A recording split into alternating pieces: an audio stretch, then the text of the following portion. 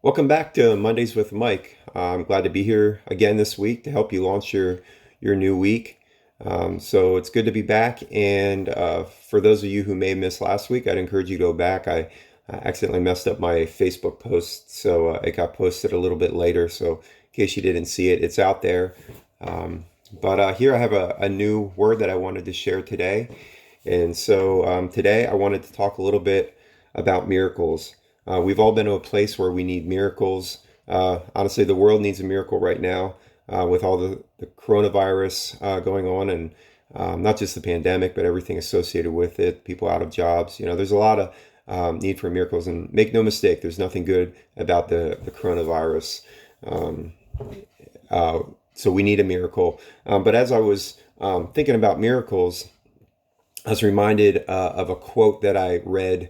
It was probably a couple of months ago, and it's attributed to Albert Einstein. Of course, I was not alive when Albert Einstein lived, so I can't say definitively that it came from him. Um, but whoever wrote this quote or said this quote had a lot of wisdom. And it says, there are only two ways to live your life. One is as though nothing is a miracle, the other is as though everything is a miracle.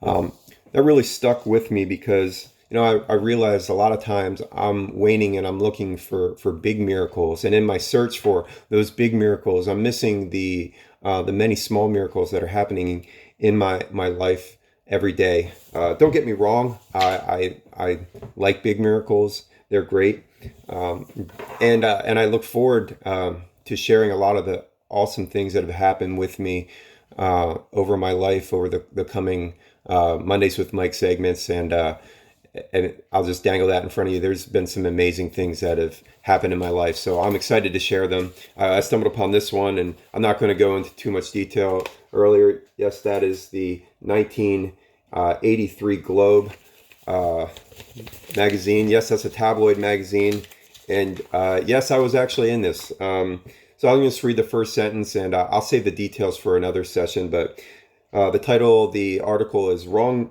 Phone Number Saves a Dying Boy." First sentence, the wrong number got the right man and saved 4-year-old Michael Barth's life. Yes, that is the same Michael Barth that is here before you today. As I look back on my life, the fact that I'm actually here is a miracle. And that gives me more an appreciation, in spite of everything that goes on, all the challenges each day. It motivates me to give thanks every day because, there's many reasons I shouldn't be here. And so, so I'm thankful for those big miracles. But again, in my quest for looking for all the big miracles, I was missing everything that was going on around me. So I said, I need to take note of the little things that are going on around me. And so it was a couple months ago, I started sending myself emails and writing down notes every time some kind of a miracle would happen or I'd see something.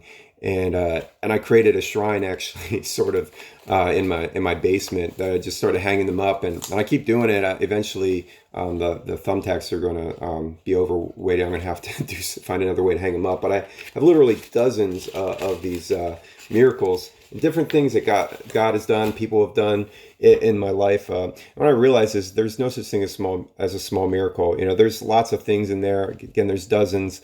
But cases where I was about to go out and buy something. I really needed something. Somebody called me out of the blue and said, "Hey, do you need something?" I was like, "Actually, I do."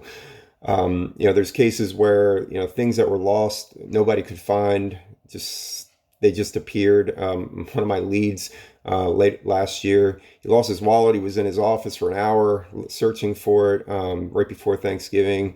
I was in my office right next to him. I said a prayer. I walked over and it was sitting right on his chair. He's like, "It can't be there."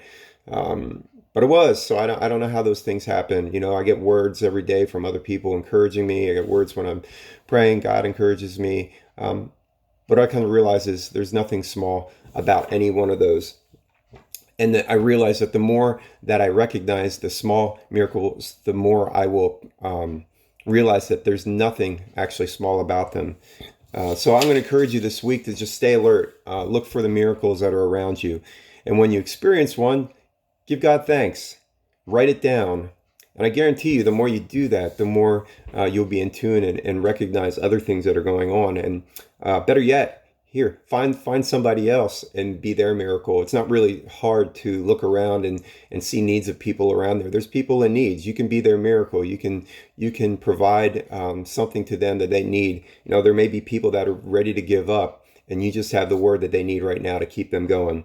God wants to use you today and to help other people, but He also wants to surprise you. So be on the lookout. Have an amazing day and have an amazing week. And I will look forward to joining you again next week. All right. And if you have anything any miracles you want to share, send them my way, and I'll be happy to share in that thanks with you. All right. Talk to you later.